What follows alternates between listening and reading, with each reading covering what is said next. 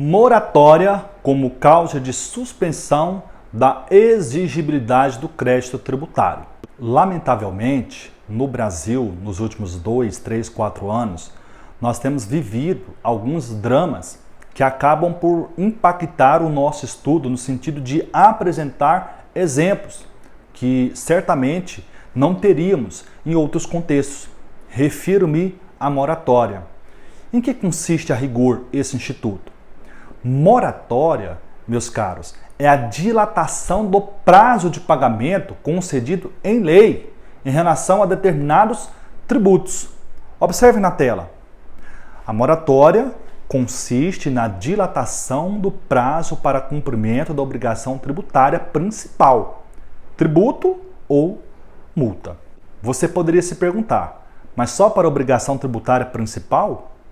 Em regra, sim, obrigação tributária principal, porque a moratória ela recai sobre a obrigação de entregar dinheiro para o Estado, que é a obrigação tributária principal. A obrigação de fazer ou não fazer, regra geral, não é impactada por situações que autorizam ou que permitem a moratória, conforme veremos daqui a pouco. Mas pode ocorrer, como por exemplo, este ano ocorreu. Nós estamos vivendo o drama da pandemia do Covid-19. Esse isolamento social impacta diretamente na economia. E se impacta a economia, evidentemente que impacta a questão tributária. Então, por exemplo, esse ano, a União decidiu prorrogar o prazo para o ajuste anual da declaração do imposto de renda, do ajuste anual do imposto de renda. E regra geral, vai até o último dia útil do mês de abril. Esse prazo foi prorrogado para até o último dia útil do mês de junho. É uma hipótese de moratória envolvendo obrigação tributária acessória. Pela leitura do artigo 152 do Código Tributário Nacional, vislumbra-se que há duas espécies de moratória. Temos a moratória individual, também chamada de moratória subjetiva, e temos a moratória geral, também conhecido como moratória objetiva. A rigor, qual é a diferença entre as duas espécies de moratória? Na moratória individual ou subjetiva, como o próprio nome sugere, é necessário que o beneficiário comprove perante a autoridade administrativa os requisitos exigidos em lei para a concessão da moratória. E não existe direito adquirido a concessão de moratória quando ela é concedida em caráter individual ou subjetivo. Já na moratória concedida em caráter geral ou objetivo, primeiro, não há que se falar em comprovação de requisitos, porque é a própria lei que concede a uma generalidade de pessoas o favor fiscal. E, ademais, ao contrário da moratória individual ou subjetiva, na moratória geral ou objetiva, há direito adquirido. Na tela. Artigo 152. A moratória somente pode ser concedida, inciso 1, em caráter geral, a linha A, pela pessoa jurídica de direito público competente para instituir o tributo a que se refira, a linha B, pela União quanto a tributos de competência dos estados, do Distrito Federal ou dos municípios, quando simultaneamente concedida quanto aos tributos de competência federal e às obrigações de direito privado. Inciso 2. Em caráter individual, por despacho da autoridade administrativa, desde que autorizada por lei, nas condições do inciso anterior. E percebam, meus caros, que em qualquer caso é absolutamente necessário a edição de uma lei que conceda a moratória. Uma leitura apressada do inciso 2 do artigo 152 do CTN poderia te induzir a erro, no sentido de que a autoridade administrativa, por despacho, poderia conceder individualmente a moratória. Não é esse o raciocínio. A autoridade administrativa pode, se e quando a lei autorizar. Não existindo lei, não há que se falar em concessão de moratória, seja em caráter individual, seja em caráter geral.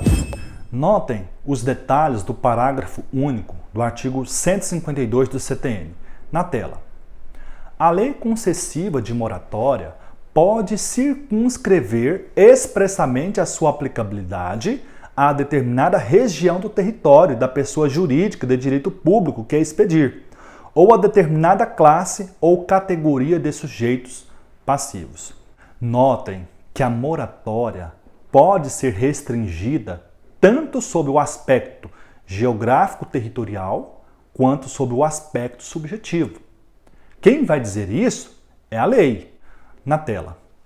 Na moratória concedida em caráter geral ou objetivo, a lei generaliza os sujeitos passivos que serão beneficiados, de modo que não há necessidade de comprovação de seus requisitos por meio de despacho individual por parte da autoridade administrativa. Exemplo: dilatação do prazo para recolhimento de tributos em 6 meses para microempresas e empresas de pequeno porte, optante do Simples Nacional, em razão da pandemia do coronavírus. Trata-se, evidentemente, de uma moratória concedida em caráter geral ou objetivo. Basta que o contribuinte seja microempresa ou empresa de pequeno porte e seja optante do regime simplificado, denominado Simples Nacional, para ter direito ao benefício. Não há necessidade de despacho da autoridade administrativa nessa hipótese, porque o microempreendedor ou empreendedor de pequeno porte, entenda-se as empresas de pequeno porte e as microempresas, já são assim conhecidas do fisco. Na base de dados da Receita Federal, da Receita Estadual ou Municipal, constam esses dados, de que esses contribuintes se enquadram nessa condição. É por essa razão que não há a necessidade de despacho. Conseguiram perceber esse detalhe? A desnecessidade de se comprovar esses requisitos reside no argumento de que todas essas condições que foram impostas pela lei já são conhecidas previamente da própria autoridade administrativa. Da leitura do artigo 152, inciso 1, a linha B, vocês notaram que o Código Tributário Nacional autoriza a União a conceder moratória dos seus tributos e dos tributos dos estados e dos municípios, e ainda para as obrigações de natureza privada. Então notem, um ente federativo concedendo um benefício fiscal em favor de tributos de outro ente federativo. Quando a moratória é concedida pelo ente que detém a competência para instituir o tributo, disse que a moratória é autônoma. Agora, quando a moratória é concedida por ente distinto daquele que tem a competência para instituir o tributo, a moratória é denominada heterônoma. Perceba na tela.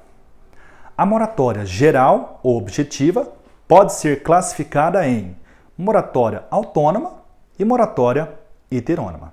A moratória autônoma é a que é concedida pelo ente que detém a competência tributária para instituir o tributo, objeto do benefício. Exemplo: o Estado de Goiás concede moratória referente ao IPVA dos veículos licenciados no correspondente Estado. Já a moratória heterônoma é a concedida pela União quanto aos tributos de competência dos estados, do Distrito Federal ou dos municípios. Exemplo: a União concede moratória referente ao IPI, que é o Imposto Federal, ICMS, que é o Imposto Estadual, e ISS, que é o Imposto Municipal. E notem, meus caros, que o Código Tributário Nacional prevê a moratória heterônima só em relação à União para estados e municípios. Não há previsão no Código Tributário Nacional de moratória heterônima dos estados em relação aos municípios, ou estado em relação à União, e municípios em relação a estados e União. A única previsão legal que nós temos de moratória heterônima é a do 152, inciso 1, a linha B, qual seja, a União concedendo moratória para os seus tributos e para os tributos dos estados e dos municípios. Vocês devem se recordar que quando nós estudamos as limitações constitucionais ao poder de tributar, no 9º período, nós estudamos um princípio denominado princípio da vedação às isenções heterônomas. O princípio da vedação às isenções heterônomas proíbe que o ente que não tem competência para instituir o tributo conceda isenção sobre esses tributos, que não são de sua competência. A Constituição não previu normas referentes à moratória. O Código Tributário Nacional foi editado em 1966 e, na vigência da Constituição de 88, pairam sérias suspeitas da inconstitucionalidade da moratória heterônoma, uma vez que admitir a moratória heterônoma seria admitir que um ente da federação interfira nos negócios do outro sem previsão explícita na Constituição. Perceberam? Ocorre que, até hoje, não há notícias de que a União tenha concedido moratória heterônoma. E, evidentemente, não há pronunciamento do Supremo Tribunal Federal nesse sentido. Na tela. Pairam severas suspeitas sobre a constitucionalidade da moratória heterônoma. A Constituição veda, por exemplo, a concessão de isenções heterônomas, no artigo 151, inciso 3. Mas nada diz sobre a moratória.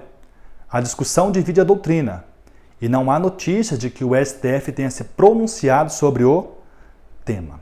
De qualquer forma, você precisa ficar atento. Sendo constitucional ou inconstitucional, o dispositivo está no CTN e não houve declaração expressa do Supremo Tribunal Federal quanto a ele, o dispositivo, nem no âmbito do controle concentrado, nem no âmbito do controle difuso. E se a norma não foi revogada, milita em favor dela uma presunção relativa de constitucionalidade. De qualquer modo, você precisa ficar atento ainda quais são os requisitos para a concessão da moratória heterônoma. Na tela. São requisitos da moratória heterônoma.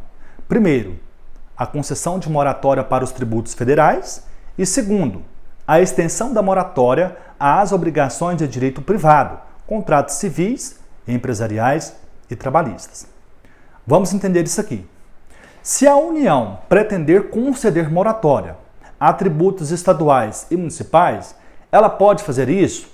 Em tese, sim, nos termos do Código Tributário Nacional, em que pese, conforme vimos, pairar severas críticas a esse dispositivo. Entretanto, presumindo-se que seja constitucional a moratória heterônoma, a União deverá obedecer o seguinte critério. Ela tem que conceder simultaneamente moratória referente aos seus tributos e também em relação às obrigações de natureza privada. Antes da pandemia do coronavírus, seria difícil imaginar um exemplo de moratória heterônoma.